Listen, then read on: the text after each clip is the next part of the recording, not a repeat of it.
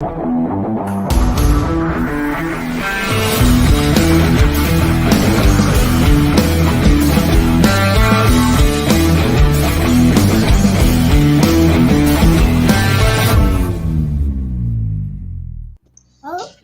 good evening and welcome to this edition of A Walk Down Memory Lane. I'm your host, Earl Basin, and joining me is co-host Dennis Brown, and we are joined by track and field extraordinaires from Bermuda, Debbie Jones-Hunter, Devon Bean, Brendan Smith-King, as well as Brian Wellman. Dennis, this is kind of a special night due to the fact that we get to talk to these guys who were around primarily before we had a track, and they've been able to produce quite a bit. Um, I see this smile on Debbie's face because we often talk about those times, and I know you were involved in track, Dennis, because the last show we talked about the fact that you wondered what would have been had you had stuck with track. So I'll allow you to start off tonight with the first question. Yeah, this is a great pleasure to have all four of you on. Um, to me, you're all living legends.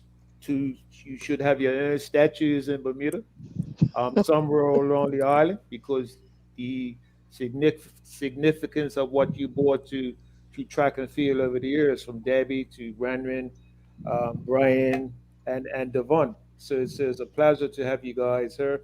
And track and field is my second favorite sport.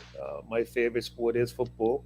And like I told Earl last week, I wonder what would have happened if I'd have stuck to track, because at 11 I was jumping 18 feet in long jump at 11 years old. So I always wonder what would have happened if I'd have stuck to it. But football has been good to me, and over the years, and it's still good to me. So the first question I'm gonna ask my first cousin, who is Debbie Jones Hunter, my first cousin.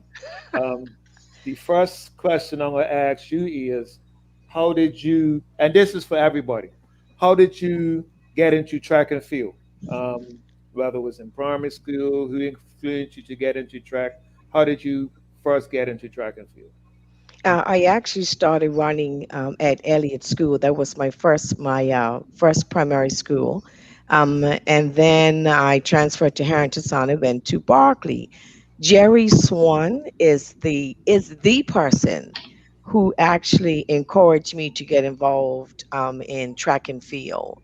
And then, of course, I went on to meet Mr. Clive Long, and history speaks for itself. But I'm definitely indebted to Jerry Swan, who actually started me on the path of my life in athletics.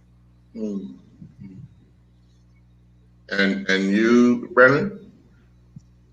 Yes, giving this some thought, I just had memories of I went to West Pembroke, and Beverly Brock was my physical education teacher. And like most of us, we played every sport under the earth, which I loved every sport. I still do, even though track is my number one. Sorry, Dennis. And then Okay, soccer. no Um, problem. and Mrs. Brock was kind of ahead of her time, and I just remember one day, and she had the jumping mats out, the high jump mats out. I think it was raining or something, and we were jumping into the long jump, into the high jump pit. Brian, to save the legs and shins, and here I am, probably 10 or 9 years old. And then after West Pembroke, I went to Work Academy. It was the first group of students to integrate the school, and when it was public, when it first went public. And I was trying to remember how I got introduced to Clive Long, and it was through Jeff Payne. I think Jeff Payne was at work, and Mm. somehow and if you remember Jeff Payne, he was a distance runner, awesome distance runner, introduced me to Clive Long, and as they say, the rest is history. And I didn't want to give up those other sports. Uh, you know, all those other sports we played, Debbie, even riding horses and playing tennis and playing netball and field hockey, all the sports, softball. I loved them all. And at some age, I injured my knee. And then, track and field was actually my first love in my heart, even to this day. Um, Brian can attest to that. Yeah. How you got started, Brian? Oh, shoot. I guess like most other people's situation through the school program, basically, right? Um, Mm-hmm. so, everybody had physical education back then, and went from there. So my thing, I started with Paces with Cal Simons. So Cal Simons was basically my first Oh. outside of school coach, and then Jerry ended up being my coach. So yeah, I started like everybody else, primary school, high school. And fortunate enough, I was good enough to get a scholarship and go to college. I think all of us went to college on an athletic scholarship, right? And Mm-hmm. so yeah, from there. Mm. And Devon? Devon? Yeah, good evening, everybody. I'm just like everyone else stated. I first got noticed my PE teacher at West End Primary, Mr. Cal Simons, who noticed me running around recess and lunchtime, and he encouraged me to, or encouraged my parents for me to join the Bermuda Pacers. There wasn't Pacers at that time. I think it was Bermuda Striders. And years later they changed the name to Bermuda Pacers. So Mr. Simons kind of discovered the talent, and I trained with him up until about 12 years old. And he decided that he couldn't take me any further. I was the young buckaroo coming behind Brian, Nikki. Aunt Debbie was a little much earlier, but not to put not to put the age out there, but he passed me on to Mr. Jerry Swan, which Uh, cultivated my track and field career. mhm. And I owe both of those gentlemen. I can't say how much gratitude I owe to both of them, because one started it and planted the seed, and Mr. Swan carried on and watered the seed and did the rest Mhm. of it. Even my post collegiate career, and I won't call myself a professional because I never quite made it. As far as Brian and Nikki and Troy, I was like right underneath there, so I'll call myself a semi-professional track and field athlete. And whenever I came home, Mr. Swan always was there to coach me or assist in the coaching program I was under at the time. Um, yeah, the rest is history. Mhm. Mm. Debbie, let me ask you, and I'm going to ask you and Brendan because this would have, well, more so you, Debbie, and Devon, training at the National Sports Center when we did not have a regular track, and then going off to college to a track facility. How much of a difference was it for you guys um, initially when you got to college and you're now running and training on a track, whereas in Bermuda you had been training forever on grass? Well, besides the part of us training on grass, and I must say that Brandon can definitely speak to this also because Brandon and I were on that grass track together, running plenty 200s, hundreds, 400s, and the like, sharing many a day that we wanted to go home, but we were too afraid to ask Clive Long and we go home. We had to finish the session.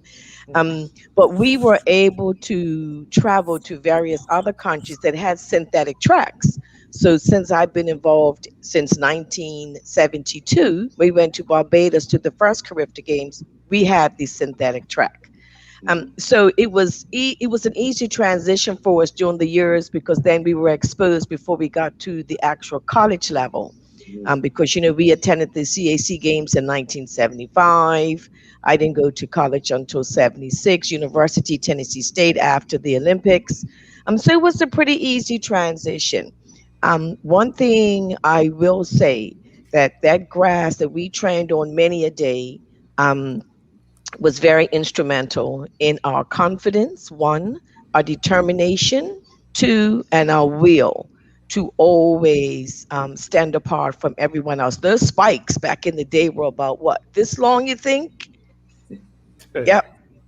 quite Mm, long. We used to go to the old International Sports Shop down where Spexy is now. yes, yes. We would go there to buy our spikes by the key to screw them in the shoe. Yeah. That was the good days. So I don't know, Bremen may like to weigh in as well as the gentleman, but I think for years of service, Bremen and I are definitely the stalwarts when it comes to the grass track. Mm, Brian and Yeah, Devon. I think Devon and Brian were part of the new age athletes, but yes, indeed, the grass was and the track was. We all know the track was a different direction, right? I will say, I think that I have some pictures from inter-school sports back in the day when the bank was full of people, Hmm. and you couldn't find a spot. As an athlete, you couldn't find a spot on the track to warm up because everybody's there. Thousands of people, not hundreds, thousands. Hmm. And the grass track was immaculate, because it was Bermuda grass. And then folks came to run, they always commented on how well it was kept. Groundspeople were awesome. And I just want to make a comment that, back in the day before we had synthetic surfaces, we didn't know about shin splints. I don't think you had shin splints, did you, Debbie? Nope. It's actually a good preventative way, and I later on became a college coach in track and field, and I trained my athletes on grass. I mean, before the snow came, we were out on the grass. We very rarely went on the track at all in the fall until track season started. Because through my experience as an athlete being on the grass, it was just, I think it also toughened us up and it Yeah, allowed us the it did. opportunity when we went to Carifta or CAC. Oh, look at this spanky track. No, those days was Tartan. What is it now? Mundo and something else. yeah. So it was, it had its benefits, obviously its advantages and disadvantages, but I have fond memories of those. And I think I found some old spikes somewhere and I showed them to my daughters and they were like, what weapon is that? And because, especially the javelin throwers, Bobby Mulder, I mean, he had to Oh wear yeah. longer spikes to get grip, for his, his landing his front foot and then driving over that foot. So he had to have extra long spikes. And so, we had to find those things. And it was a time that really provided us with a unique experience on what it meant to train and stay in shape and perform at the high and still perform like Miss Debbie Jones at the highest level. They still talk about Debbie. So Mm, there you go. yeah. I have to interject.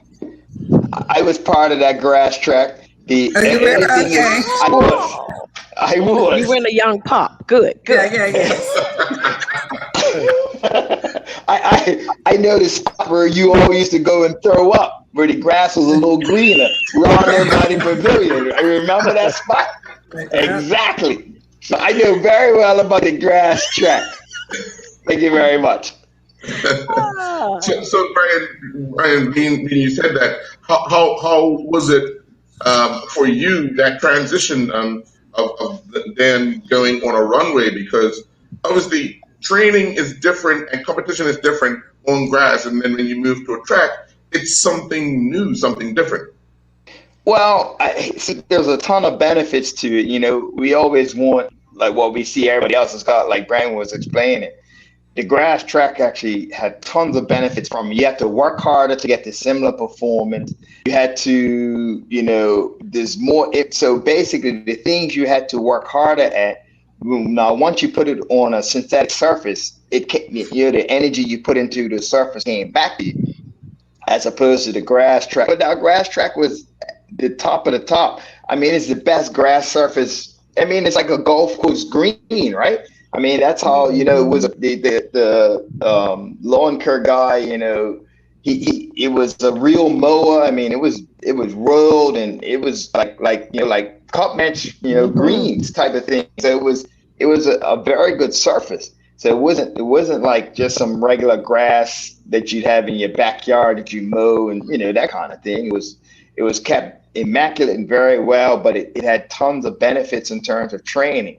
In terms of performance now, yeah, you gave up a little something in terms of ultimate performance, but it made you work harder at the things you need to work harder at, which some of the mechanical benefits is immense. So like my hop, step, jump, so the input that you have to put into the ground in order to get back energy, you're gonna lose on a grass surface runway. But even still, I don't know if you guys remember we actually had tartan. It was a little concrete runway in front of the main grandstand. Because I remember sitting up on the hill when Mike Sharp won Carifta games on that runway. That's what got me into triple jumping. Mm.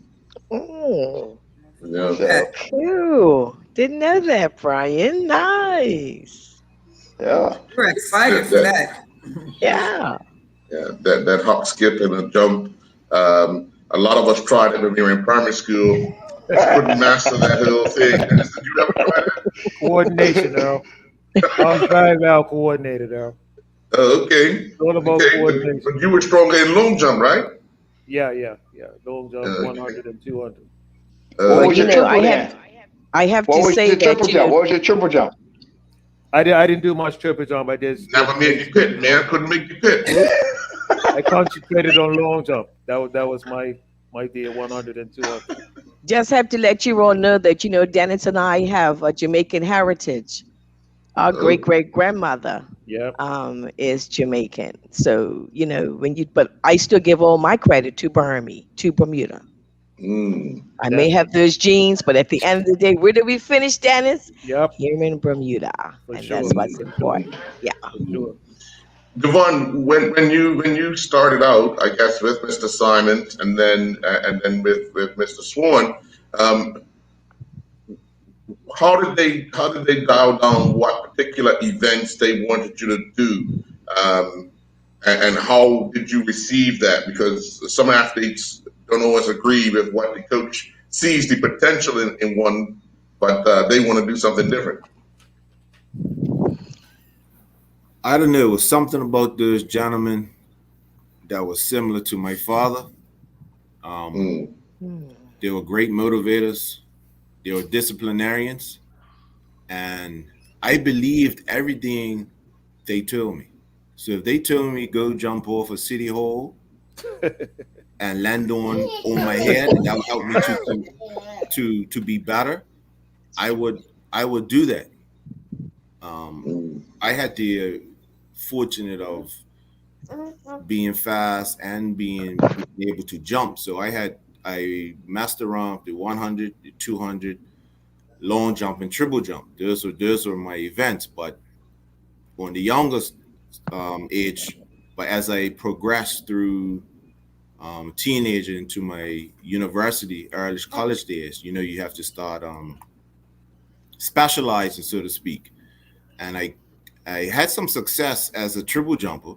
I went to Junior Pan Am. I placed fifth in triple jump. I jumped over 15 meters, almost mm. 16 meters. But me and Brian was chuckling about this last night in the gym, telling a few buddies of mine. There's a few events in track and field that you have to have no brains to do. There's triple jump, 400 meters, and pole vault. Those are the three hardest events in track and field because Uh, if you do not land triple jump Mm, properly or yeah. efficiently, It'll hurt. your body could break down. So I quickly dropped that once I got to Long Beach in my junior college. Mm. I just concentrated on the 100 and long jump. Didn't run many 200s, but I was always part of the 4x1, and I was always a part of the 4x4 relay. So I was kind of like a utility man. Mm. I see Brian wanted to chime in, Dennis. Now I thought Devon had better tools than myself when it came to triple jumping. I mean, he was faster than me. He had good leap ability. I thought if he'd have stuck to the triple, he could have done some serious damage in the triple jump. A guy with 10-2 speed, and that could have been even a little better to the triple jump. He could have changed the game in the TJ. So and that was the other thing. Like, you know, it was a situation where you had people who went before you. So Mike Sharp was the triple jumper before me. He inspired me to triple jump, and I was hoping to inspire the next generation. And you see young people coming along doing your event, it inspires, like, makes you feel good. Like, hey, I might inspire this young man here to step up and carried, basically passed the baton to, that he could go and carry it on. But I must admit, triple jumps a rough event. I had a couple friends of mine. I don't know if any of you seen probably my best, well, not probably my best performance of my life in the world. My friend of mine I used to train with, he separated his knee in that competition. Edric Florial is a coach at University of Texas. And so triple jumps, no punk. It'll if you don't do it right, it'll jump up and bite you, and hard. So it's a rough, and that's just the meets. You forget about the training. The training to get to that levels is really rough. So it's a hard event on your body. It'll beat you up pretty good if you're not ready for it. Well, we're going to take a quick commercial break, and when we come back, Dennis, you could jump right in. We'll be right back. We're welcoming back the often featured Whole Food veterans Bragg Live Food Products, renowned for their live probiotic organic raw cider vinegar and savory seasonings. Paul Bragg is the man behind the products that has originated health food stores, restaurants, and spas, and promoted nutrition education through the media, helping lay the foundation for the enlightened way we make healthful choices when we shop for and prepare food. This month we're featuring Bragg Organic Raw and Unfiltered Apple Cider Vinegar and Organic Extra Virgin Olive Oil. Lindo's, why go anyplace else? Okay, my questions to Brian. Okay. Okay, just looking at all four of you guys and ladies, I feel that all four are worthy of going to the Bermuda Sports Hall of Fame. And then looking at Brian's profile this morning, just go through a couple of things.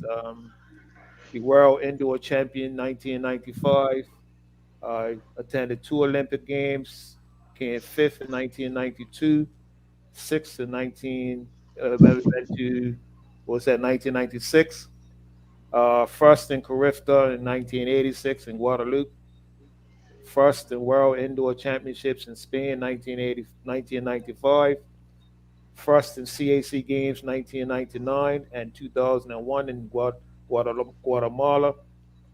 His highest rank that he ranked in the world, not just in Bermuda or America, in the world, was third in the world. Placed second in the World Championships in Sweden in 1995. That is legendary from a small dot in the Atlantic. For you to be the ranked third in the world, to me, that is legendary status. So take me to, because you just talked about it a little earlier, about what it takes to make sure that your body is in optimal condition to perform, because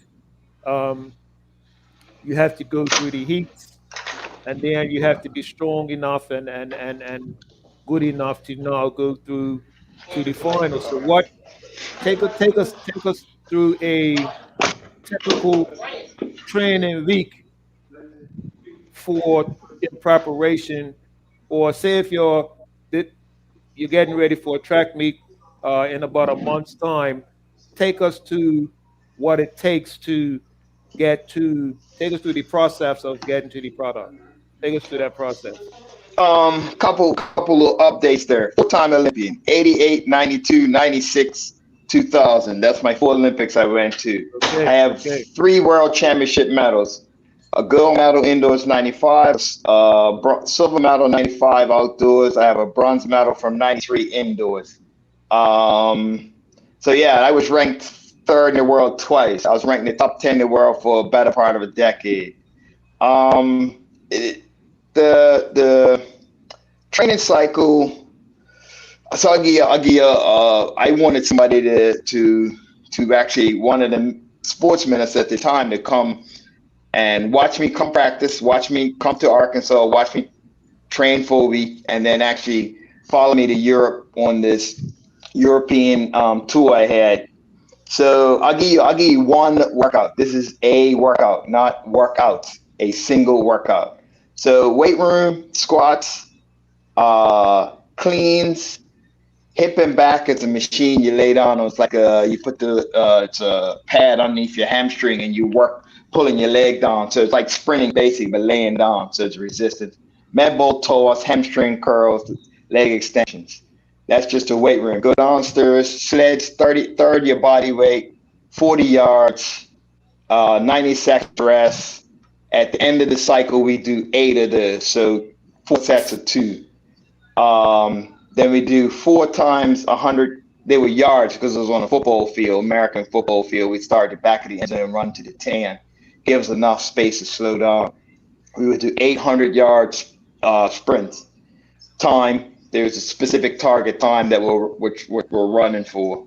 Then we would do 6 times 20 bounds for distance, 2 hops for distance, and then we'll do at the end 130 bound for distance. And then we'll run 8 stadiums. And the stadium was 132 rows. And we'll run from the bottom of this. I knew exactly how many rows because you ran that puppy enough. You knew exactly how far it was. Whoa. 132 rows, and we would run from the bottom to the top for time. We had 8 of those. That was one workout, a single Wednesday. Whoa. So that was, and I'll give you an example. That Wednesday workout, we had this ramp. It was a 2-part ramp, so it was only like 40 yards. It wasn't very long.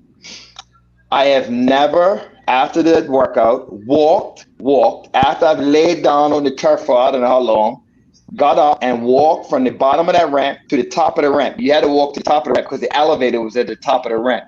The elevator didn't come down to the bottom of the ramp, so you had to walk up the ramp to get to the elevator, to go up top, to get to your car. So I've never walked that ramp without stopping after one of those workouts. Wow. Whoa. I know each of you would have had what they consider a death day workout that you would always remember because as a team, everybody would dread that day, and a good thing cell phones run around because that'll be the day you'd call the coach and say, "Look, kind of sick today, coach. Can't make this day." But Devon, give us your what you would consider your death day of training. Wow, where can I start? To tell you the truth, some of my death days of training were right here in Bermuda, underneath Jerry Swan. Mr. Swan was a very, I'm going to use this word, and I use it in the utmost respect, strange man. And it didn't take me until I got to university to realize what Mr. Swan was doing, particularly on a very hard day, say 8 200s, and I was a sprinter jumper, so I had to kind of juggle both. So first part of the workout will be jumping, and then I will sprint towards the end. So just say 8 200s with 60 seconds rest at about 75%. That's like a tempo workout. So that's equivalent to a mile, and a mile is a lot for, you know what I mean, especially after jumping all of that. But Mr. Swan used to come up to me and a few others that was training at the time and have me do math problems in my head. So he'll come up to me and I'm dying. I'm leaning over trying to catch my breath. And he'll be like, "Devon, what's 2.5 times 4?" And I'm like, what is this man talking about? I'm here trying to catch my breath. And then he'll ask me, "Devon, what's your telephone number? Or what's your address?" Or different things like that. But it dawned on me in my second year in university, and I was taking this sociology of sport class, psychology of sport class. What Mr. Swan was doing was he was having me to take my mind off of being so tired, because when you have to think like that and process things in your head, you automatically slow down your breathing. So he was helping me to recover with me not even knowing. I'm thinking this man's doing this craziness, this witchcraft. And all the while he was helping me recover from thinking that I was so tired. So I want you guys try that. One day y'all walking or doing a hard day, try to cite something that a book or a novel or a poem that you read. You automatically think about it. You slow your breathing down, and it helps you recover. And he'll put his hand up to my neck, check my pulse, and say, "Yeah, you're ready to go." But 8 200s is a very hard day for me. I was never a big guy in the weight room, and I can tell you some stories about Brian Wellman. I'm witness stuff, and I've told guys what I've witnessed, I've seen for my own two eyes that Brian has done, and I bet you guys won't believe me. I've seen Brian, and not to navigate, and I'm gonna give you a little background. Brian Wellman is I'm a Brian Wellman groupie, right? I have a man crush on Brian Wellman. Everything about him, what is accomplished, what he stands for, I hold him in utmost respect.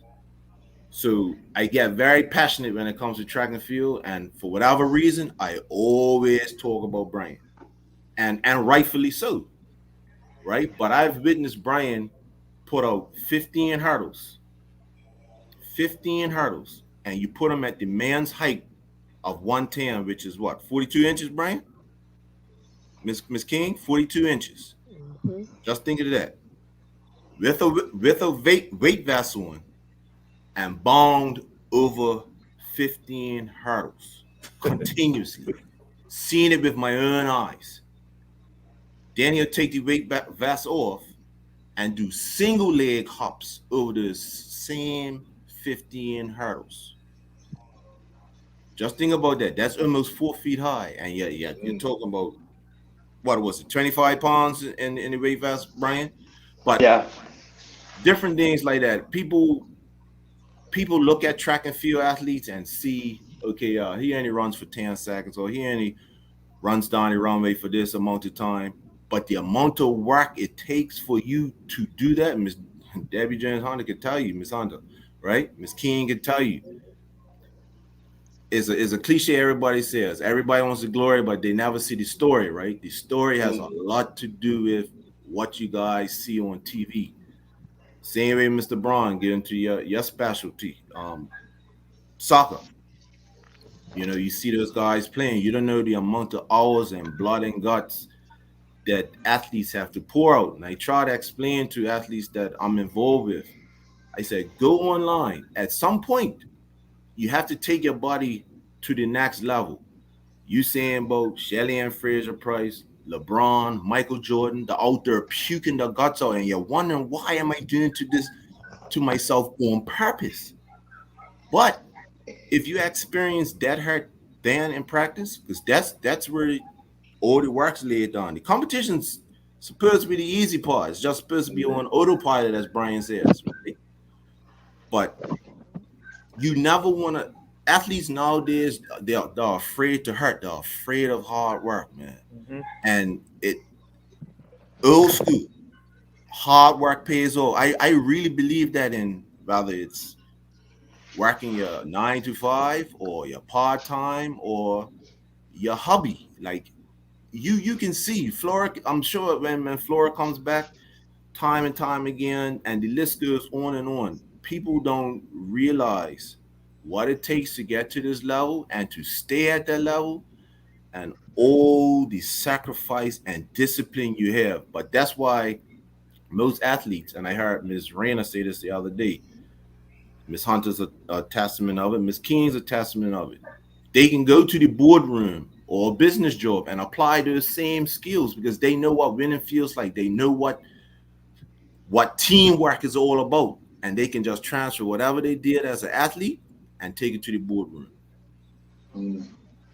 Well, I want to get to Smith King and to James Hunter about someone like Clive Long and what he brought to the table for you guys starting out. So Brendan, you got to unmute. Sorry, listening to Brian and Devon. You know, I think I was the first Clive. I know I was Clive's first athlete. You know, he was training for the '68 Olympics in Mexico, and he injured himself. and he was in Loughborough University in the UK at the time, and finished up and but left there to come to Bermuda so he could forget about his woes, because he was favored to win the gold in the decathlon. And so when I met him, I was the first little trooper, following along. And as Devon says, the relationship between coach and athlete, it's got to be respectful. And you don't like half the stuff you're doing. Let's face it, right? But you trust this person with your life, and even when you were down and out, or you felt like I can't do another 200, or my legs hurt, there was always that boy. But he said, like, do 8 170s or whatever, right there, but 150s. I'm like, oh, just add 2 more on, no problem. And of course, yeah. I adopted that same principle when I was a track and field coach. And I just remember, us Saturday mornings getting up early, going up to the beach up at Horseshoe Beach, because I was a multi-event athlete in the pentathlon. Then I injured my knee and then became a thrower. But before I became a thrower, I had to train with these, like Debbie. She beat me all the time. I wasn't that fast, but it didn't matter. You're throwing the shot put, you're throwing the javelin, Bobby Miller or whomever, Sonia Smith, you're going to run those hills up at Horseshoe Beach. And it was inclusive, right? So it wasn't separated by throwers, jumpers, sprinters, distance. And that type of training, even when I do go up to that beach, I see those little sand dunes. I'm like, yep, I remember that loop. And that was the discipline that Devon and Brian has talked about. No matter where you are, what you're doing is the discipline, focus, and attention that you give to the details, and preparing yourself not only physically but mentally, and being the word I like to use is being resilient, right? I mean, we didn't know all this when we were kids, but that fascinated me, and that's why I went on to study this stuff in college and become a teacher and a coach, etc. I feel that what Clive Long gave us was that inner core. And there were some of us, I'm saying us because it was a large group, that resisted. Right, Debbie? Yes. There were some that resisted. But guess what? He didn't give up. He would go knock on your door at 7 o'clock at night and say, hey boy, where you been? Why were you at track practice today? And that's what a committed person does who cares about young people. And I think the opportunity that came along through track and field, and many athletes being the opportunity to go abroad and study and to use the skills that they learn, what I call life skills they learn through being a student athlete, to help them be better in their profession, in their personal lives, in their relationships, etc. So the discipline and commitment. And so, I felt fortunate that I was, part of that and what came behind us. Heck, we beat Jamaica in Carifta. What year was it? When we held Carifta, I was a freshman in college and I had injured my knee and I came back home, and I'll never forget that. We beat Jamaica, because we had the Cal Deals and the Debbie Joneses and, the Mike Sharps and the Norbert Simonses and Mike Watson, the whole list, and the women, that were just outstanding. They weren't any good in our region, but they were good globally, so the benefit, I believe, this is why I love sport, the benefit of those type of latent effects that help you later in life, because I'm later in life, right? And how that helped build character. We always talk about sport building character. There's absolute truth to all of that. And you can transfer those skills and be, and as women athletes, I will speak about that we weren't treated any differently, right, Deb? We weren't treated any different. We trained with the boys. We lifted with the boys. So when I went to the U.S. to college, they wouldn't let me in the weight room at Springfield. And because, they didn't have gender equity in sport. And I was pretty ticked off. And so I snuck in one day and started doing squats. And I was squatting more than what some of the guys were, just to get their attention. And then after that, they opened the weight room. But those were the lessons I learned that gave me the guts to go in and say, I'm a track and field athlete. I did this stuff back in Bermuda. I was treated just the same as the boys, and I'm going to come to college and I expect the same type of, treatment, and there's a whole story behind that. I also give back to my college because I felt like now I can appreciate, my teammates and what we did to help develop track and field at Springfield. But yeah, so it really is beyond just the performances. And as was mentioned, we see the end result. We don't see what goes into the training, of a Allison Felix, or Brian Wellman or Devon Bernard, Debbie Jones. People don't see that. And it's really a commitment because you really put your life on the line and trusting your coach or whomever you're working with. And I always say track and field, as much as I love soccer, my girls played a lot of soccer around Aquila. And we were traveling to Florida. We were all over the U.S. with soccer. And I'm like, okay, let soccer get out of the system. And they really will understand that they're going to be track and field athletes. But it took a little while, and I said, if you want to play soccer in college, that's fine. That's your choice. But with track and field, you can set your own path. You don't have to worry about a coach taking you off the bench when you think you should be playing defense and he's putting you as a forward or a midfield or goalkeeper, whatever the case may be. You can set your own agenda as an athlete because it's just you and it's your decision. The coach can't be there at the long jump pit around you telling you, okay, your mark is there and there at the Olympic Games. You can have signals and see them in the stands, but the coach is not right there. You have to make decisions halfway through your race, right, guys? And so in track and field as an individual sport, because I really believe in it's a difference between team and track and field can be a team sport, but individually, there's a lot of mental toughness. We call cognitive training. That's some of the research they're doing now on cognitive training.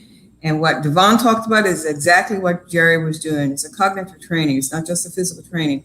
So you hopefully become mentally tough, to work through adversity. And we just saw that at the Olympic Games. And some people, had bad days, but you know what? They're bouncing back, and they'll be back again stronger and faster. So we only can admire those athletes, in our country that have done that. And I'm so excited about the future of those who are coming up. And hopefully they'll, through the leadership of, Devon, who's a national coach, and others who are involved with the national programs will learn those lessons as they go along. Because you're not going to be successful unless you have all those traits. It doesn't matter how fast you can run or how high you can jump. If you don't have the mental aptitude and the focus, that's going to be the difference between you being a Florida and a gold medal. I was there. I'm going to talk about it at another time, and being in the middle of the pack. Exactly. Debbie? My I had a lot of nightmare workouts, training sessions. One of the sessions that I absolutely hated, never wanted to go training on, I think it was either Wednesday or Thursday. We had to run 10 400, and they had to be between 60 and 62. And that meant you run the 400. He had a stopwatch right close to you, gave you a little rest, and then you run again. And it's true what Brian said. We did a lot of puking. But Clive told me that I can do whatever I can do it all. And I just kept running and running. I ran during rainstorms. My mom was on top of that hill telling me, come get in the car. And Mr. Long would say, Miss Jones, mind your business. I'm running this here. And then I just kept running and running. And I truly believe that I could whoop on anybody. And then, like Brian said, train with the boys. I'm like, this is just not enough. And then, as the years went by, I was always traveling by myself with the guys, because I was blessed. And I will say blessed. I had the talent, but I also worked hard and I was able to qualify. So it was always just me and the boys. You know what I mean? Norbert, Cal, Mike, all of them, Jerry. And to this day, it definitely made a difference. That's how I was able to amass all those medals at Carifta, because when I went back then, there was the under 17 and the under 20 category. I ran in both of them back to back, heats and finals, the one, the two, and then I got into the four. And when you get that winning taste in your mouth, there is nothing like it, and no one can tell you different. And once I won that one medal in Trinidad, that was it. But I could say that my true test of my toughness in athletics is that when I went to Barbados, my feet, everyone, we lotion our bodies, potted ourselves up. I'm here running in these spikes. All of a sudden, I see this blood in my shoes, and I now have blisters, and my skin has come off Mr. Long said to me, "Girl, just wrap up your feet and go on." What I do, I wrapped up my feet and I ran on. And that's how I ran many a day. And so, it is about mental toughness, it's about commitment. My parents didn't even let me have a boyfriend between 13 and 16. Told the boys don't come to the house. Still had to do my chores. Then training came back, had to do my studies at Berkeley, taking, 13 and 14 subjects, and always showing up. Because, like Brandon said, Mr. Long will come on his mobilette or that little Morris Minor. He was too big for it anyway, but he was in the Morris Minor, head all stuck up there, in the top of the car, coming to pick us up, looking for us. And one thing he told us, we could only do one sport. We couldn't choose Yep. what we wanted to do. Donna Burgess, now Castle, and Donna Rayner, then Bean, were playing netball. Clive went right down to that netball court and put him straight. Make up your mind. But we were always a team. Bremer would tell you we did walkathons together. We raised money for our uniforms, our tickets. When we had dances, we danced together. We couldn't hardly dance with the boy that was coming to visit at the party because we had to be with the track group. You know, we did everything together, the whole 34 of us, you know, and it was a great experience. When I went to Tennessee State, Coach Temple, he was a beast too. I'm there with these American girls and a couple of, like one Jamaican lady, and he's saying to us, he had a gold Cadillac. He said, "I'm going to this track meet," and we had a van. It was about 12 of us on the team. He simply said, "Whoever gets these medals in these races can get in that Cadillac." I said to myself, I looked at those American girls, I said, "Well, you won't be getting my seat." And the rest is history. I am a competitive beast, even at the tender age of 60. How old am I now? Woo! 62, 63. I'm still a competitive person. Uh-huh. I'm competitive in any and everything. Can't hardly walk 100%. and run, Earl, don't you say anymore, but I'll try to put Listen, my best listen. foot forward. That day at the track, Yeah, that was an eye I'll leave opener. that Eh? one alone. Yeah, yeah. But I mean, I've been blessed. I've had a great career, but I will say this much. Jerry Swan, Clive Long, and now Coach Temple have all made pivotal points in my life. And that's from the time I started track to now being married for 38 years. Everybody had a piece. And I want to tell you this one big story. You know how I only wanted to go to Tennessee State. How I got to Tennessee State, I was at the Pan Am Games, and Mr. Long organized a runoff, like a training runoff between myself, Brandon Moorhead, and Chandra Cheeseborough. I did not even know that they were going to Tennessee State. Mm. When I got in the race and didn't do too bad, I ran a little bit. I was behind him, yeah, a little bit. He came over and said to Mr. Long, "I'd like to offer your girl a scholarship to Tennessee State University." So that's Mm. why I say I am a blessed person because I was able to navigate all through those things and then got to Tennessee State, was part of an indoor world record relay team on the Nike sports poster. Carifta, we've won I say we, meaning me, Bermuda, we have won the most medals in Carifta. It'll be a long time for anybody get to that bracket. And it will always say Bermuda. Don't worry about my name. What's the country? Bermuda. That's what's Mm. important. There you go. Well, let's take Yeah. another quick commercial break, and when we come back, we'll have more with you track stars. We'll be right back. We're spotlighting our old friends Woodstock Farms, who started up 50 years ago in the belief that we need more trustworthy natural food sources. Starting with one product, their line, mostly certified organic, is now more than 250 strong in 10 categories. This month we're featuring accoutrements of the barbecue, for us the pinnacle of home cuisine and one of the few forms of restorative recreation now within our reach. Try Woodstock Organic Sweet Relish, Tomato Ketchup, Baby Kosher Dill Pickles, Sauerkraut, and Hickory and Original Barbecue Sauce. Lindo's. Why go anyplace else? And welcome back, Dennis. Yes, this is a statement about Brian, and I've said this for I would say, the last 3 to 4 years. I think it's incumbent on our government to find a position for this young man where he gets into the schools every single day um, because I think we're losing something by not having people like this bringing up our youth. He may be, assisting and coaching here and there, but at the end of the day, I think we need to create a position for Brian Wellman in government whereby he's attracting the future jumpers in our community. So that's I've always said that in the last few years, and no disrespect to what he does at the dock. Brian is a world champion triple jumper. It happens in every other Caribbean country. We need to create something for Brian Wellman whereby he's going to work, but he's going to work in the schools teaching our kids on a daily basis. That's the amount of respect that I have for Brian Wellman for what he's done in sports, not just Bermuda, but in the world. Mm. Appreciate it, Dan. Yes, Brian, no problem. And I'll talk to you till I'm blue in the face. You know what I mean? But that has to happen.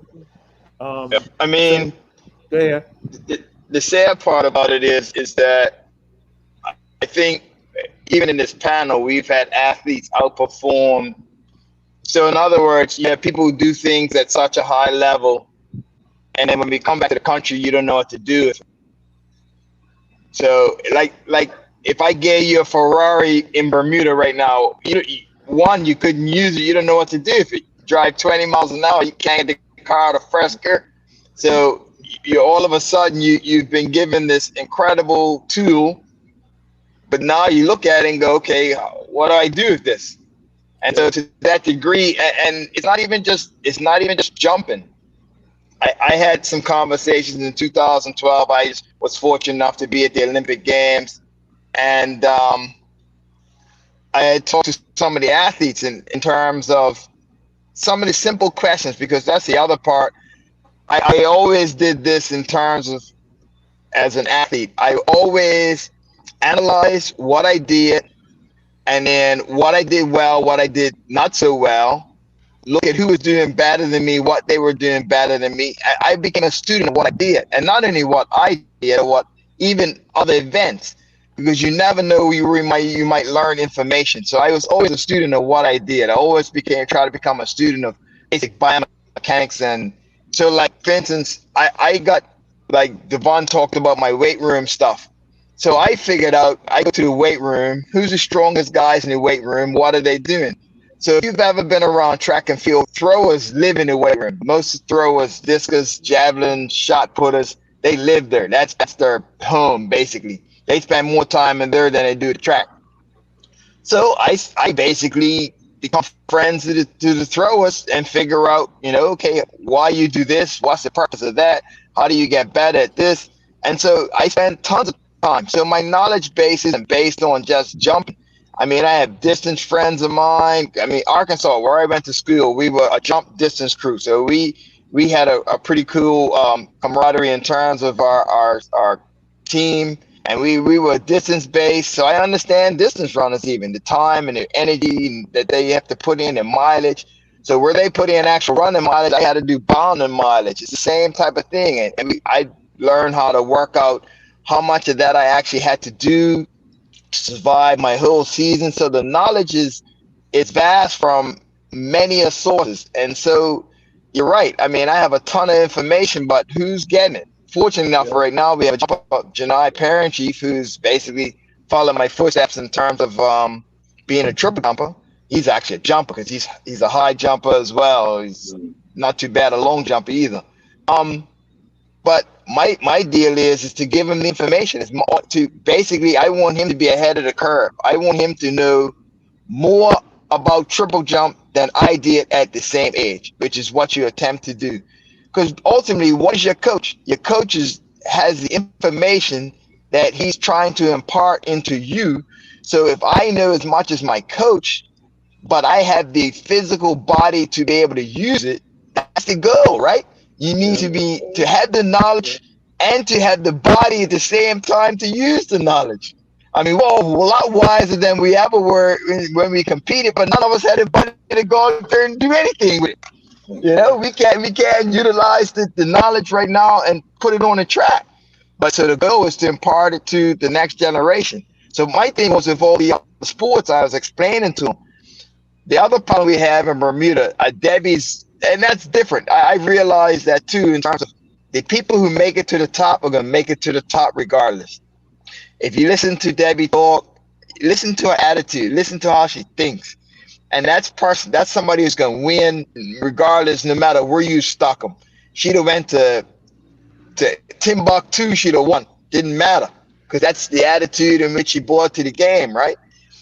But the thing I realized is that not everybody's on that level of thought process. So I was trying to explain to the other sports that people are asking for.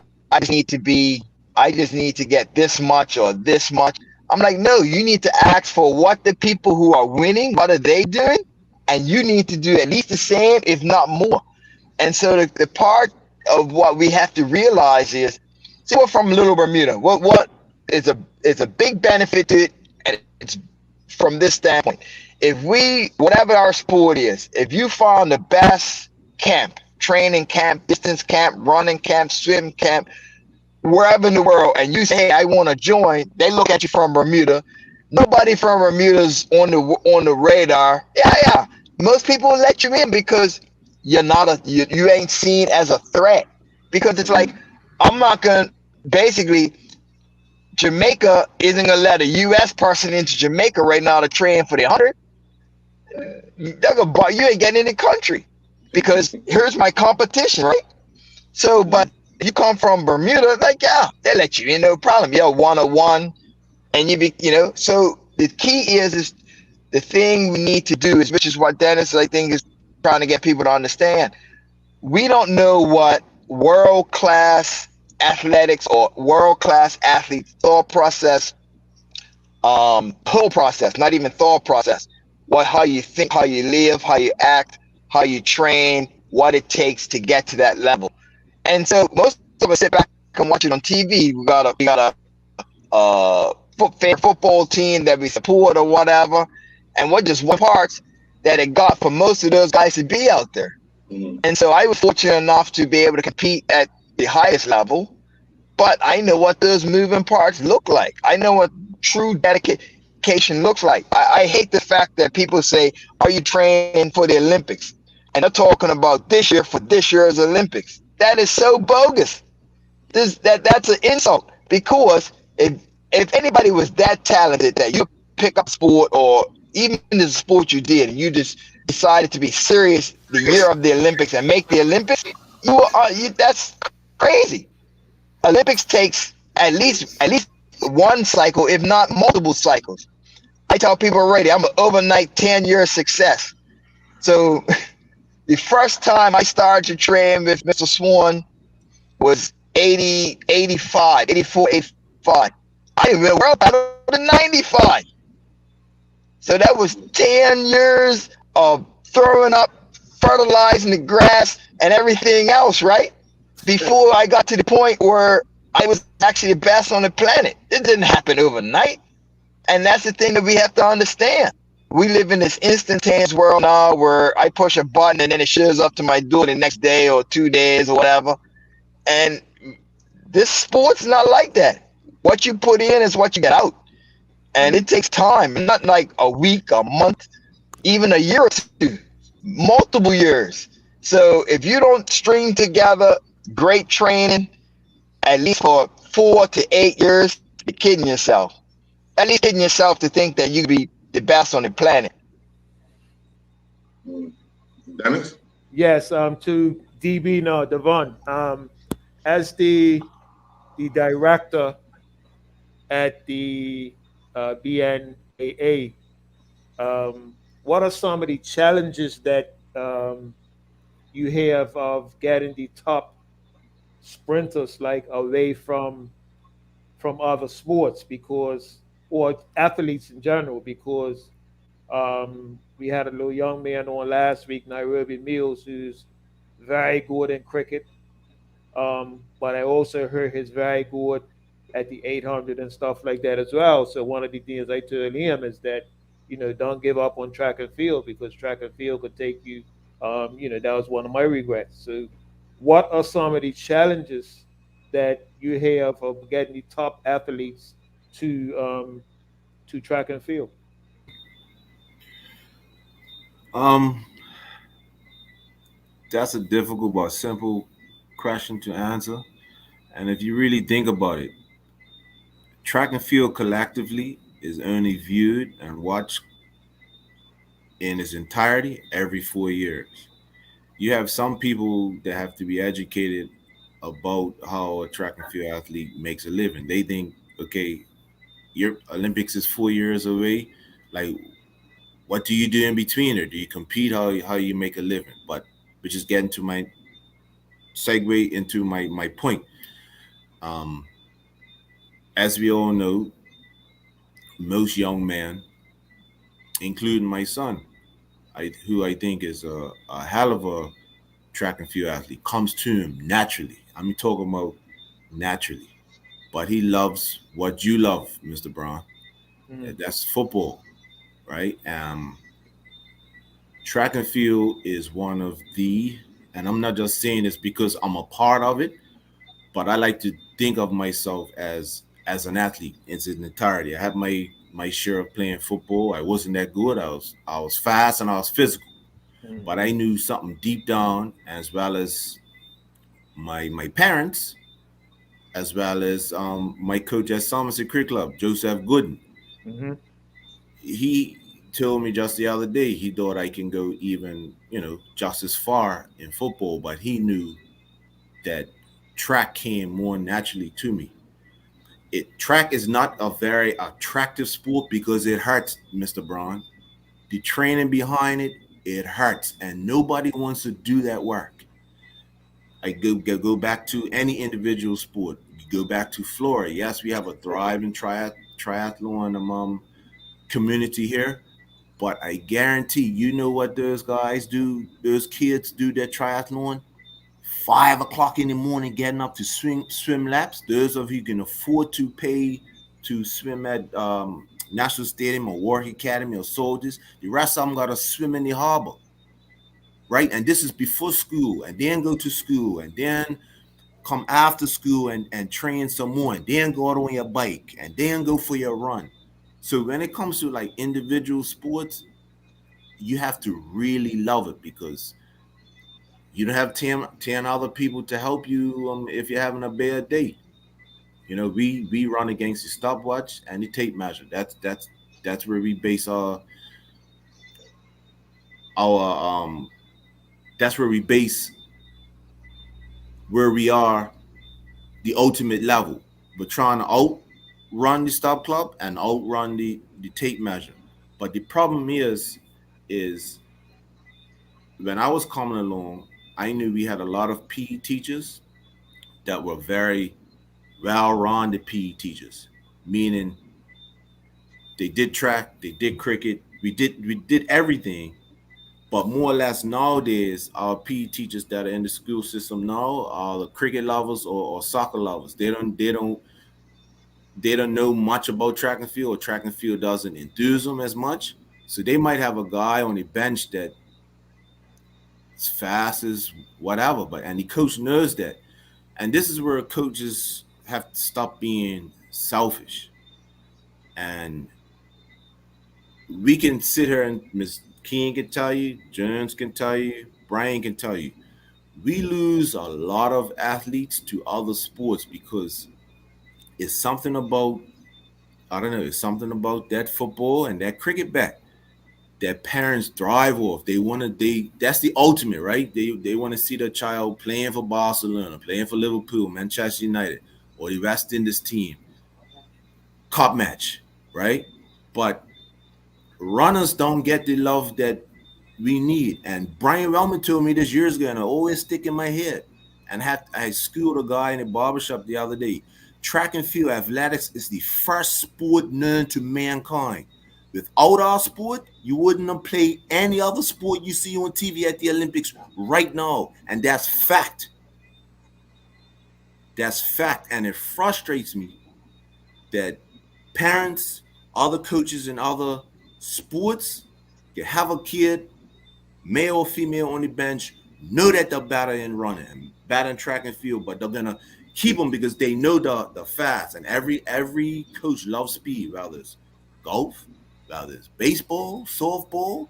That's why track and field coaches are the most sought after coaches in the world for coaching cross training. We can coach boxing, we can coach golf, we can coach anything because what? Citius, Altius, Fortius, right? That's the Olympic motto. Jump higher, be stronger. We do everything. We are the ultimate athlete. That's why when you win the decathlon, you're the best athlete on the planet because you run, you jump, and you throw. And that's the epitome of every sport derived from athletics. Hey, Bang. I could talk to you guys all night, man. I could talk to you guys all night. So tell me, so everybody, give me your. I know all of you watch the Olympics, and I was just telling somebody yesterday morning that I'm glad the Olympics is finished because it had me up all hours in the morning. I'm really glad Yeah. it's finished. So give me each of you, give me your some special moments that you witnessed in the Olympics this year. Woo! Wow. Obviously, men's 4 hurdles, women's 4 hurdles. They won the two and the 4x1 for Jamaica. Obviously, she pulled off the repeat. The only other person to do that was Bolt. And then my boy in the marathon schooled everybody in the marathon and decided to show guys that the race started at 30K. I dropped this 14:28 for 5K from 30 to 35, and then go around the roll call, look back, nobody there. So Yeah. the elite of the elite showed up. It was. I must admit that this Olympics shows you the people who made it to the finals and ultimately won medals. Nobody in the stands. You were running against the people you lined up against. The only people in the stands, I mean, were other track people. So, that's probably the best fans you could have because obviously we all understood what's going on in front of us. But the performances were incredible considering their circumstances, even without the circumstances. The men's 400 hurdles, the guy who got third before this year started, he would have broke the world record. How would you run faster than the world record and get a bronze medal? That's craziness. Yeah. And that world record has been around. I saw that world record. Kevin Young, 1992, was there, Barcelona. I thought nobody's going to see that. They're going to throw dirt on me before somebody breaks that one. But yeah, I mean, that was unreal. Yep. The Norwegian is special. Hmm. Devon, Warham. what is your special moment? Well, my special moment, it started it off was Miss Duffy, our very own. Mm. Um, as we all know, she's always scratched at the door, but never quite made it in. And she's a testament of what blood, the cliche, blood, sweat, and tears could do for you. And she literally dismantled that field. She dismantled. She made those other young ladies look like schoolgirls. She was focused. I mean, that's what started it all for me. She got the fire going. And just like you, Mr. Brown, I'm kind of upset that the Olympics is over because I didn't want it to end because it's so For much sure. stories Yeah. going on. Allison Felix as a 35-year-old mother, um, coming back and finishing off her Olympic career, winning a medal. Elaine Thompson pulled off the double. It's so many stories, but the one thing that really sticks out to me is that 400 hurdles. Man, Mm. Yes. 45.94. A lot of Over people hurdles. can't fathom that thought of running one lap and running over obstacles at 36 inches, I think it is. 36 inches high. That's unbelievable. in my track and field circles, we was basically having a survey of what's the racket in track and field. At one point, it was Flojo's 1049, but we see a few girls are starting to scratch at that. Some people were seeing Bolt's 958, which Otto Bolden said when he ran it, he's starting to run video game times, what you run on Nintendo and Xbox right now. But 45.94 for 400-meter hurdles, I think that gets my vote for the racket of in track and field right now. I know Mike Powell's 29-foot long jump. There's a few of them out there, but that one, I mean, mercy, man. You guys, Warholm and Benjamin. Yeah. That was the highlight for me. Debbie? Well, first of Pull your all, mic up, Debbie. my mic is on. Put it back closer to your mouth. Your face. Yeah. Okay, can you hear me now? Yeah, we can hear you. It's just a little echo, but yeah, go ahead. Okay. First of all, I'm very disappointed that the Olympics is over. I now watch them on YouTube again every night. I did get a bath, but I didn't cook much at all for the entire time until my husband is not from a takeout. But I'm going to tell you my favorite points of this Olympics. And I take respect for what Brian and Devon said. First, mine was based on true grit. So Flora, who always came back to the wicket, I give her major props because it's not that easy to come back and continue to be committed to your good and all of those injuries. So much kudos to Flora.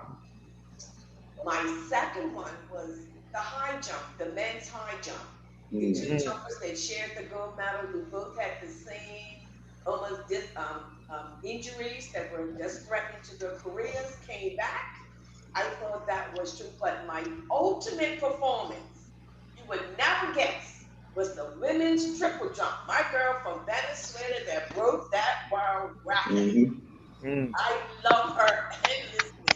To me, that was the ultimate because I knew she was going to do it, and much kudos to her. But yeah, I think she's not to cut you off. I think she's a replica of you. That's your personality. You That's just stood up. You just stood over. You did. That's exactly what I was going to say. I was going to say that's a new Debbie Chance. girl, I knew I liked her for some reason. That's a new Debbie Chance. But that was my best moments of all the Olympics, and I really learned to enjoy many other sports. So of course I watched swimming, I watched judo, I watched taekwondo, I watched a lot of the other events because I wanted to grow my own respect for sport, and not just always look at the athletics. But yeah, I'm like Tavon, I'm a little bit depressed right now, but I'm gonna try to get through this. Hopefully by the next time, I'll be okay. I have to throw another one in there. The triple. 15, 5, and 10. Yeah. That was crazy. Yeah. So she ran 2 5s, 3 15s, and a 10. Yeah. You saw at the end of that 10? I thought she weren't going to make it. I thought they had to take her to the hospital, put on the IV. Yeah. I thought she was going to be able to drink. That was special. Brendan? Yes. I've been thinking about this, and as a supporter of track and field, and especially women athletes, Rojas in their triple jump, I was trying not to watch the results, and of course it popped up on my phone, and I was like, "Oh, somebody texted me, world record." I was waiting to see it, but I've had the fortune of seeing her jump a few times live. And I saw her jump at the Pan Am Games in, was it 2015 in Toronto, and she was just starting out. And I'm like, if this girl could ever have a decent second phase, she doesn't have to have a great second phase, right, Brian? Just a second phase. She didn't have a second phase. She just took a little, like a 2-foot step. She'll break the world record. And I've seen how she's developed for the Pan Am Games and the World Championships. And so I've seen how she's gotten better and improved, and she's a crowd pleaser, and she loves it. And so that was, a highlight. In addition to the American athletes, well, Allison Felix is in a class of her own, but Sid the Kid, 51 point, really, you guys, in the 400-meter hurdles? Who does that? Yeah. And she makes it look so effortless. So I think, I always think about the future and the inspiration for our younger generation of athletes, men and women, to get involved with the sport. And I want to mention the U.S. wrestler Tamara, I forget her last hyphenated name, the African-American wrestler who was she eluded the spirit of joy when she won a gold medal for the United States in wrestling. I don't know if you saw her interview on NBC, but she was so dynamic that they kept her on for the end of the show to read cue cards, and they're going to invite her back to do karaoke.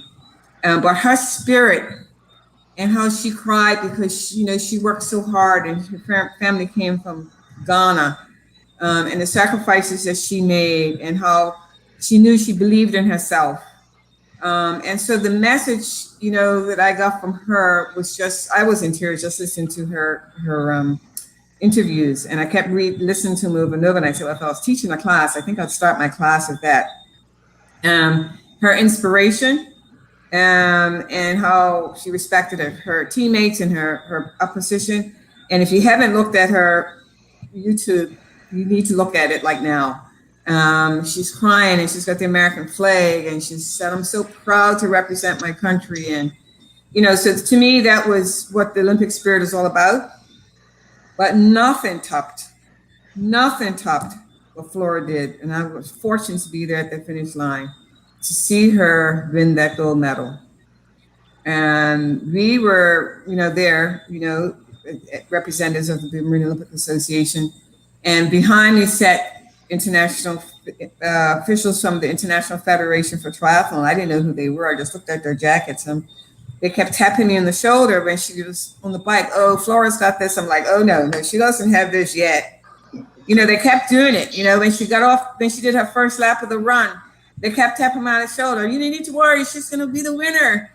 And it wasn't until I saw Flora get on the blue carpet with like a quarter of a mile to go that tears came down. Brenda, the elder chef de mission, and Judy Siddle Simons, the president of UA, we were in tears and screaming at the top of our lungs because we're not allowed to cheer, right, Earl? We had to wear masks everywhere. You couldn't cheer, you couldn't make noises. Anyway, I said, well, they can arrest me if they want, but hey, this is my girl from Bermuda. I'm gonna scream to the top of my voice. And to see that, and I've been going through pictures today, and yes, I'm biased because she's Bermudian, but the emails that we've gotten, the phone calls, and people from my distant past, like when I was in college, have been communicating with me. Like, I didn't do it, but they know I'm from Bermuda, right? And they're reaching out and congratulating Bermuda. Just the emails we're getting for interviews and all of that, we should be so proud. And I had the fortune to have a short conversation with her the next day. And I said, Flo, I don't want to use the word easy or zone because those words are overused in sport. And I said, but, I saw the joy that she had when she competed. And she was so confident, and so sure and tenacious, and like Devon said, like she made the others, or who was it? Brian said, she made the others look like schoolgirls.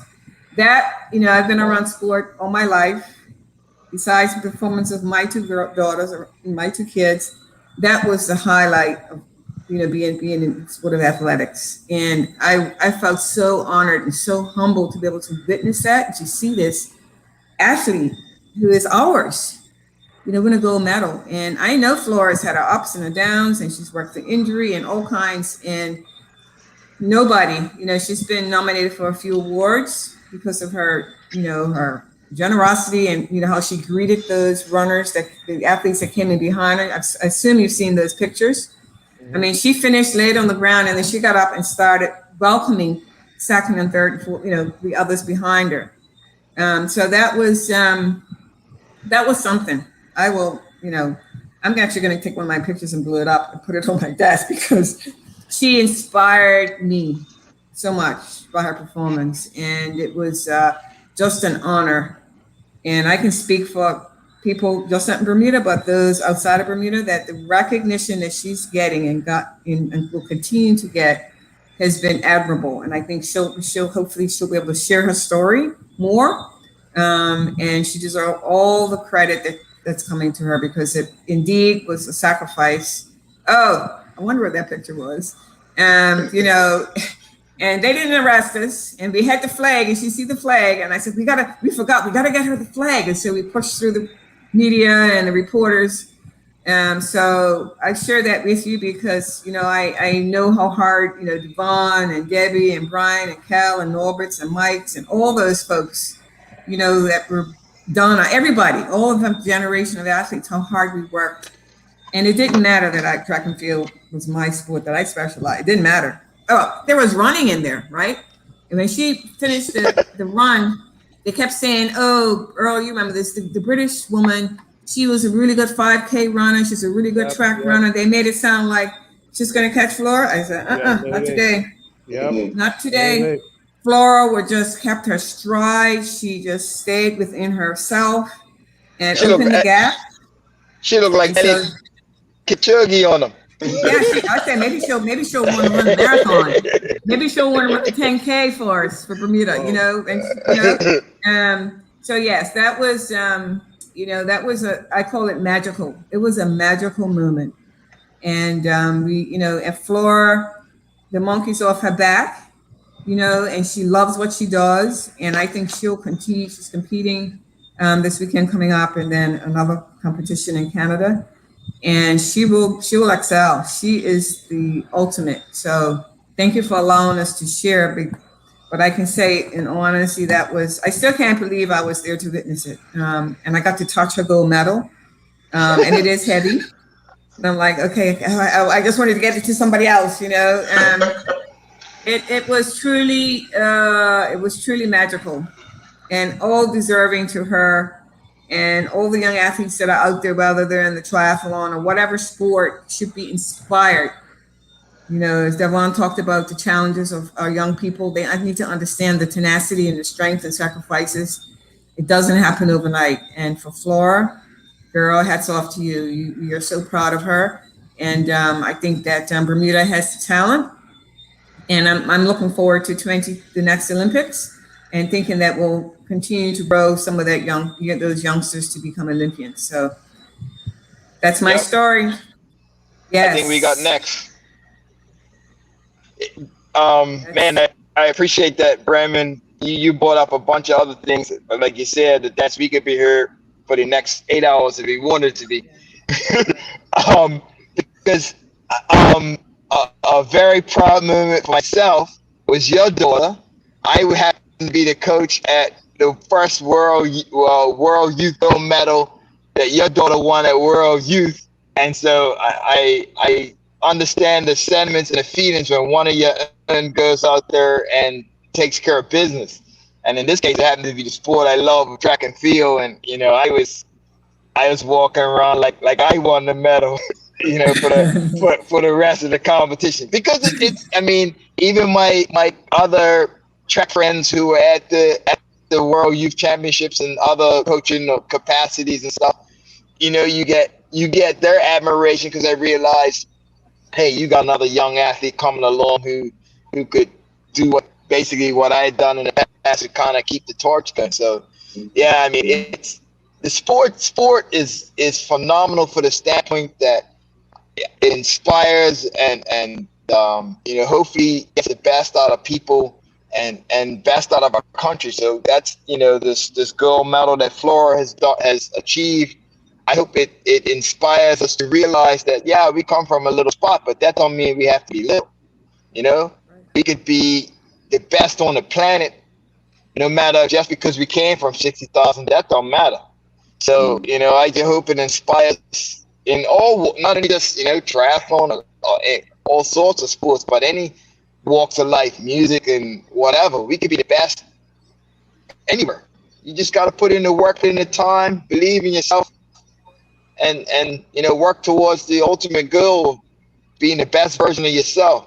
I have a simple thing I tell my athletes. I said, when you get to where I am, basically retired, done, can't do sport anymore, no what ifs. Don't look back, say, man, I wish I'd have trained harder. I wish I'd have studied hard. I wish I'd have did this. I wish I'd have did that. I don't have no what ifs. I did the best I could do with the circumstances and the cards I was dealt. I try to, like you said, somebody had a good point, says, you can you squeeze all the water out of the sponge? So basically, as a sponge, I try to squeeze every ounce of talent, ability that I had in me out. I left it all out. You talk to my coach in college, Booth, that's the one thing he never worried about me was effort. He said, the one thing you can control and practice every day, you can't control the performance. We all want to perform at the highest level, but the thing we can control is effort. Show up and give everything you got, and whatever that is, it is. And you'll get better if you keep doing. You start building those every day. At the end of the day, ain't too many people around because not everybody's willing to do that. Because that looks ugly. It hurts. We all know. We've all been there where that those situations aren't the greatest. I try to explain to people where to give them some sense of understanding of what level of pain and this. Mr. Swan says discomfort. I call it straight pain, Mr. Swan. It's is get an ice bath. Most people, they can do that. Had a sprained ankle, can't even keep your foot in there for 5 minutes, right? And we used to do that on a regular, and that was just part of training. So it's no mystery to this. None. A lot of hard work, a lot of dedication, a lot of focus, and like you said, Flora. I mean, so I love the stories. How many? This is our 4th Olympics. Yes. Mm-hmm. So that's 12 years, not including the years before the first one. So there's not, some overnight success story. You got to put your work in. And then the other part was brought up about injuries. I know about myself. I'm pretty sure all the rest of the people on this panel competed at the Olympic level. We've all had our share of injuries. And that's part of the game, right? And you still have to overcome those to get to ultimate. In 1992, I broke my spinal processes in my back. I don't know how many people know that one. I was 3, 4, and 5. And ended up coming back and got a medal at the Olympics. I won NCs that year. Went on doing Worlds. So 3 years later. But that's part of the process. Things like that will happen to you. And you got to get back up, dust yourself off, figure this puppy out. Okay, how we going to put this thing back together? What do we need to work on? How do we work around our situation and get better at it? So it's a lot of moving parts. I think a lot of us, not a lot of us, because ultimately any one person gets to the top in any given sport event, right? But I mean, over the course of time, so there are less people with this experience, and people sit back and watch and don't understand all the components to get to that level. So it's, like I said, we could be here all night. But this has been incredible, people. Appreciate it. Yeah. I know Dennis really wanted to get you guys on to share with the Olympics just ending, to share your experiences and putting in that time and that hard work to get to the level in which you guys were all able to achieve. But any final question, Dennis? No, I just want to say this has been real special for me, man, because it's incredible to hear the journey that each and every one has gone through. And I have a better, even more respect and appreciation for all 4 for what they've gone through to get to the highest level. And so the last thing I'll ask is, give me something. I ask all the people who come on each week, what advice would you give to aspiring track and field athletes to go to the next level? Brandon? I would say take a chance. And the frustrations that we have because of the multi-sport athletes, and it's very natural in big countries, but they have more kids to choose from. I think it's not unique to Bermuda, but it's more challenging here because they can spread themselves in. But take a chance. Real quick story. When I last few years when I was coaching cross country, I had a young lady come to me when I was at Tufts, and her name was Cindy Manning. And I recruited her. We were Division III, but I did a lot of recruiting, and she was a really good, very good runner, and I knew she could be our #1 distance runner. And she came to my office and said, Mrs. Smith King, thank you for all the stuff you sent, because in those days there was no Facebook or Instagram or anything like that, for sending me all the information. But I decided I'm not going to run track and field because I want to be a doctor. And I said, Cindy, you got a minute? She says, no. I said, well, yes, you do. Come and sit down. So I had her in my office and, explained to her about the university. And I said, come to one practice. Give it a chance. Well, she went on to be a 2-time All-American, regional and conference champion. And yeah, she still got her A's in her chemistry and physics and biology. And she's a doctor today working at Leahy Clinic in Burlington, Mass. And when she graduated, I never forget the conversation we had. She said, Brian, what would I have done if I hadn't run track and field? And so what the sport can do for you, not just because by performance, but what it can do for your life. And I always remembered that and appreciated Cindy's trust in me as her coach, to mentor her and to help her to be the best she could be under, team conditions. And I always say, give it a shot, give it a chance. Debbie?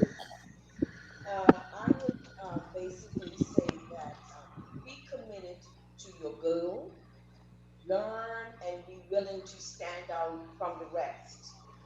We tend to hang with our friends because that's the cool thing to do, or, be different, be challenging, and remember that all of these step out on faith pieces that I talk about all the time really does impact your life in the future when you go get a job, in your personal life, your professional life.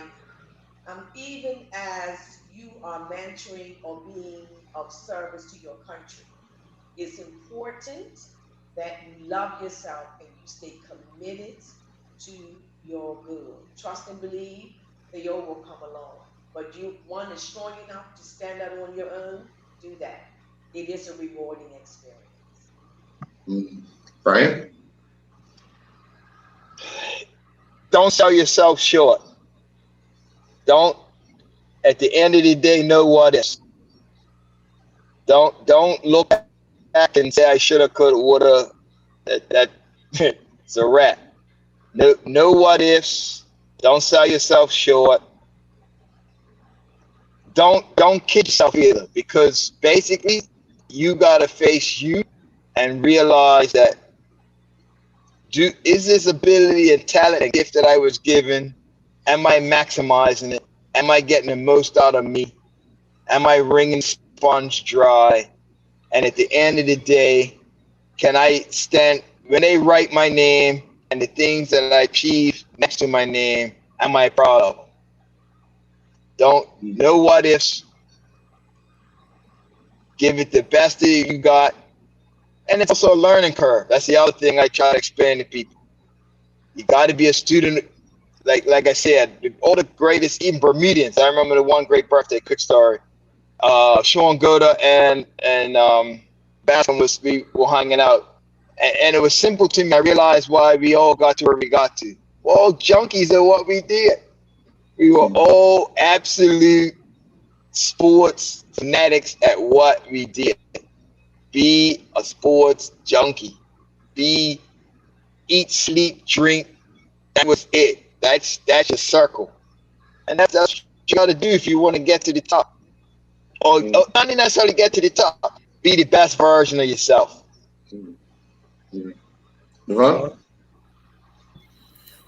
All I can say is athletics in its entirety is the true testament or the most purest form of sport. You go walk around any schoolyard, any government playground, or any neighborhood. Probably not nowadays because nobody plays outside, right? You see kids at its most, or you see sport at its most purest form. Rather it's running, races in the yard, see who's fastest in the neighborhood, or who can throw the ball the farthest, or who can jump the farthest. You put all that together, and you have a track and field athlete. What more? And I'm gonna toot track and field's horn, and not to disrespect any other sport, but I think my sport is the best sport in the world because it's the first sport known to man. And without our sport, you wouldn't be playing what you love to do. And it's because of us. Right, fellas? Ladies? Right? And I know we're gonna leave, but I bet you he doesn't even know this. Mr. Dennis Brown is somebody I still look up to today and looked up to as a young man growing up in Somerset. I remember my days playing for Somerset Trojans, and the men's team were in the locker room, and I used to all we guys used to sneak and see what he was saying in the locker room, and he used to run on the field and kick the ball. Rock Braun, as they call him, is another person that was integral of how I approach sport because he's a no nonsense type of guy, very athletic, very fair, and I looked up to him because he was one of those guys that was like that folklore, like you heard these stories of what he used to do and how he used to carry on, and he was the most feared guy on the back, and like all these stories. I'm like, man, and I used to just be mesmerizing when I was down some security club, like that's Dennis Braun. And then over the years, I guess growing up, I got the urge to kind of converse with him a little bit, and we had a little talk. I remember he gave me a lift one time when I was back from school, and we got to talk about track and field and hamstring injuries. Bet you don't remember that, but I do. But it still sticks in the back of my head. So I just want to thank Mr. Braun, even up to today. Like I see him is like that's Dennis Braun. Is like Dennis is the guy, man. I'm gonna say that. I got a big head already. I got a big head already. Hey, I wanted to say that, but I said, no, I ain't saying that. Don't do that no more, man. Well done. Well done. Plus is part of my family now too. That's so, it. you know That's what I mean? it. That's it. Well done. Okay, all right. All right. Well, I want to say thank you very much to you for joining us this evening. You've been enlightening, and the fact that you've been able to share your messages and your stories. And I know that the people that have tuned in have resonated with some of the things. I know some of your former colleagues would probably remember some of the stories of the training, the competitions, the battles you had with your, other opponents and so forth. But again, thank you very, very much. And at some point in time, Dennis, we have to look to bring Yeah, these guys back for sure, for sure, for to, sure, to, to, to share more, for sure. only because we know an hour and a half or hour and 37 or 38 minutes is only scratching the surface. And I know for For sure. someone like Brian, who can talk for 5 hours, I had the opportunity. Yes. I had the Yes. opportunity some years ago to interview him and Troy Douglas at the same time. And I'm sitting there and we're talking and talking. And I said to myself, listen, you have to know who you're getting ready to interview and how much these two talk before you put them in the same room together.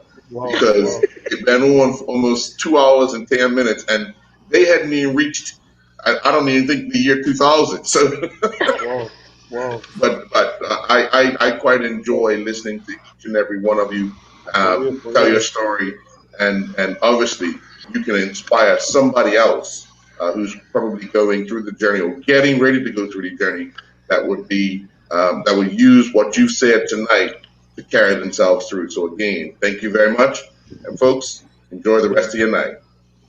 Thank you.